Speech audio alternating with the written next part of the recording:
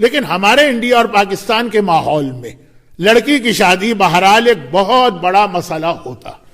ایک خاص عمل عرفات کے دن بیٹیوں کی شادی کے حوالے سے بتایا گیا، اور میں ہر سال حج کے موقع پر یہ عمل کرتا رہتا ہوں. مومنین اپنے نام دیتے ہیں تو وہ لسٹ ہی اتنی بڑی ہو جاتی تھی آخری 2 سالوں میں کہ میں نام نہیں لیتا تھا کہ بھئی اگر یہ نام لوں گا تو آدھا تو اعمال کا وقت اس میں ہی چلا جائے گا.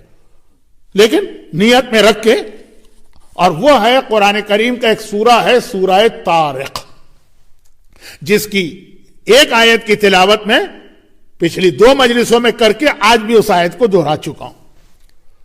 عرفات کے دن 3 مرتبہ اس سورہ کی تلاوت کی جائے، یہ خاص بیٹیوں یعنی لڑکیوں کی شادی کے حوالے سے بہت ہی مجرب عمل ہے. جیسا کہ میں نے کہا کہ مسئلہ تو لڑکوں کے لیے بھی ہوتا، لیکن ہمارے انڈیا اور پاکستان میں ایک زیادہ تصور لڑکیاں یا بیٹیوں کے حوالے سے ہے. سورہ طارق 30ویں پارے میں ہے.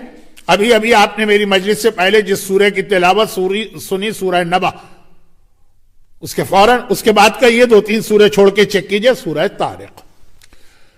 بہترین عمل ہے. اس کے بہت سارے واقعات ہیں، لیکن کسی اور مجلس میں آج واقعات کے پڑھنے کا موقع نہیں.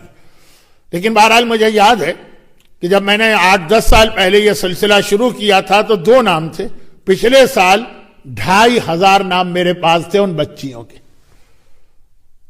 اور یقیناً ہر سال فائدے ہو رہے ہوں گے تبھی لوگ ایک دوسرے سے کہتے تھے. تو یہ تو میں نے ایک ضمنی بات بتائی کہ بہت ہی مجرب یہ سورہ ہے بیٹیوں کی شادی کے لیے.